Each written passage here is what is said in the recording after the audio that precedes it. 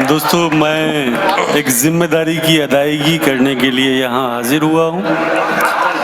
ابھی آپ سماعت فرما رہے تھے مظفر نگر سے تشریف لائے جناب خورشید حیدر صاحب کو، جو آپ کی سماعتوں کو ایک نیا آہنگ عطا کر رہے تھے۔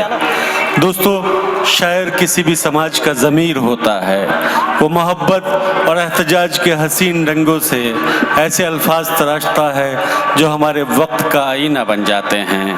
ادب ان پیمانوں میں سے ایک ہوتا ہے جس سے کسی شہر یا کسی قوم کے شعور کو پرکھا جا سکتا ہے، اور یہ بات اگر شہر بدایوں کے حوالے سے کی جا رہی ہو تو ایک روایت ہے وہاں، چاہے شکیل بدایونی ہوں، چاہے عرفان صدیقی ہوں، چاہے ادا جعفری ہوں، اسی لیگیسی کو، اسی روایت کو قائم رکھتے ہوئے جس شاعر نے بدایوں کا نام ہندوستان اور اس کی سرحدوں سے باہر اسی روایت کے ساتھ پہنچایا ہے، تو اس شاعر کو ہم ہلال بدایونی کے نام سے جانتے ہیں۔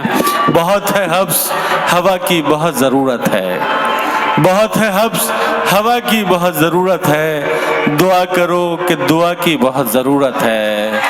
میری غزل کا نہیں مسئلہ ہے محفل کا، فضا بناؤ فضا کی بہت ضرورت ہے۔ آئیے دوستو دعوت سخن دی جائے اس محفل سخن کی نظامت فرما رہے جناب ہلال بدایونی سے کہ وہ آئیں اور اپنے کلام سے نوازیں۔ جناب اور میں نے بھی تھوڑا سا، جیسا کہ حضرت وسیم بریلوی صاحب کی موجودگی ہے تو اپنے انتخاب کو تھوڑا سا بدل دیا ہے۔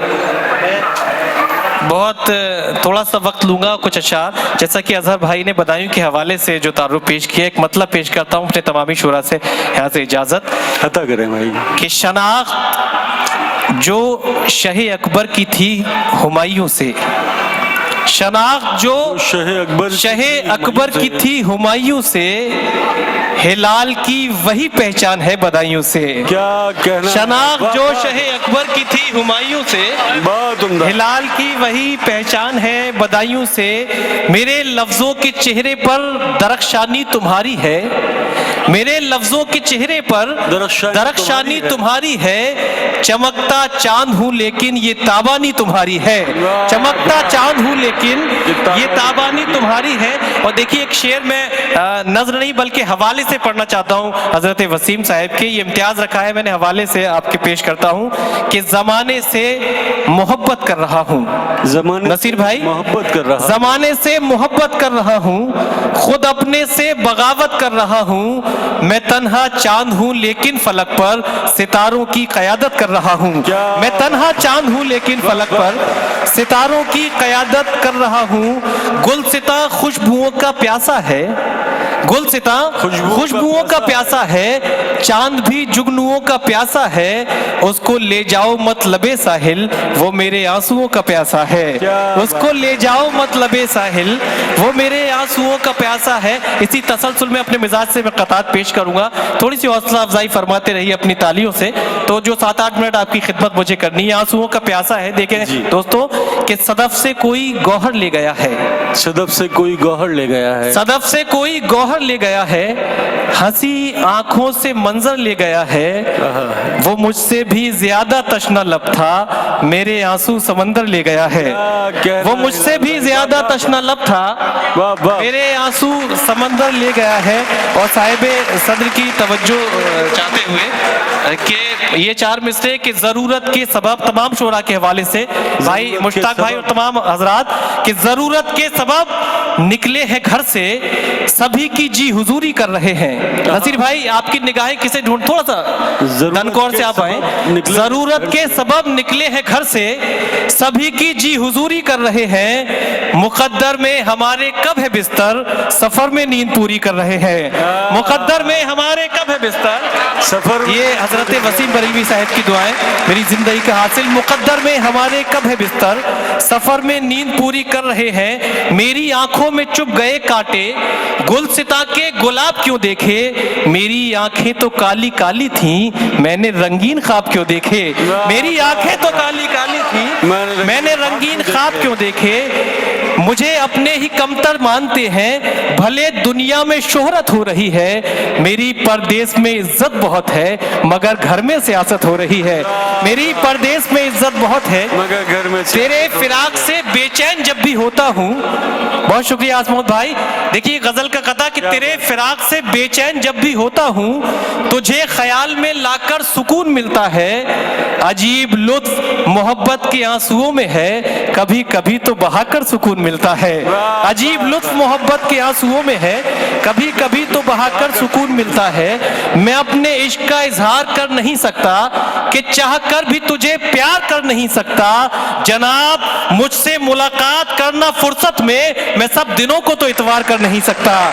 जनाब मुझसे मुलाकात करना फुर्सत में, मैं सब दिनों को तो इतवार कर नहीं सकता। और गजल का एक नाजुक सा शेर इसमें हुआ दोस्तों, इतवार कर नहीं सकता, वो मेरी रूह में पेवस्त होने वाला है। वो मेरी रूह में वाला है, पेवस्त होने वाला है, मैं अपने जिस्म को दीवार कर नहीं सकता।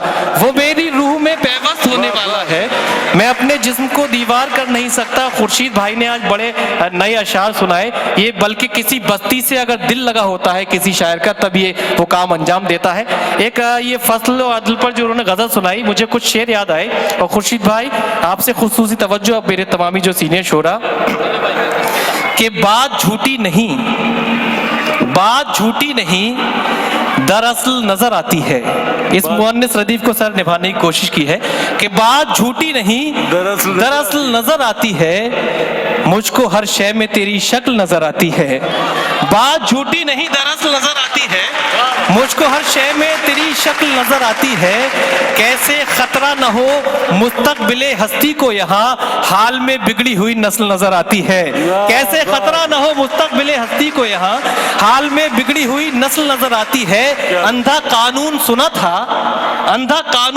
था न कि गूंगा बहरा, क्यों फिर अब खामशी अदल नजर आती है। अंधा कानून सुना था न कि गूंगा बहरा, क्यों फिर अब खामशी अदल नजर आती है। में कुछ जो नौजवान ने मेरे हुक्म दिया, कमालपुर के जो नौजवान हैं या तशरीफ रखते हैं, थोड़ा सा 3-4 कतात से आपके दरे दिल तक पहुंचने की कोशिश करूंगा, फिर वही जिम्मेदारी अंजाम। ये भाई जो कमालपुर के तमाम हज़रात थोड़ा सा इजाजत दे दें, जो आपने ये मुख्तलिफ हवालों से जो कतात सुने, हाजिर करता हूँ मुंतखब कुछ इंतखाब करके कि अब उसे भूलना ही बेहतर है। अब उसे भूलना ही बेहतर है। अब उसे भूलना ही बेहतर है। याद तो सब किए नहीं जाते, मेरी नजरों में सस्ते लोगों को महंगे आंसू दिए नहीं जाते। मेरी नजरों में सस्ते लोगों को महंगे आंसू दिए नहीं जाते। बेवफा इश्क के समंदर का एक जजीरा बनाया था तुझको। भाई थोड़ा सा तवज्जो देंगे, आपके व्हाट्सएप के काम आएगा।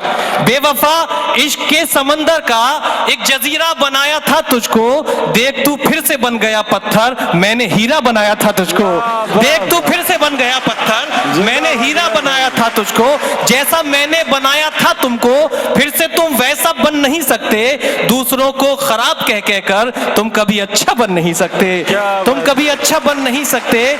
और क्या मोहब्बत निभाई है मैंने, ये आखिरी 4 मिसरे, कि क्या मोहब्बत निभाई है मैंने, दिल पे खुद चोट खाई है मैंने। इतने भी कीमती नहीं थे तुम, जितनी कीमत चुकाई है मैंने।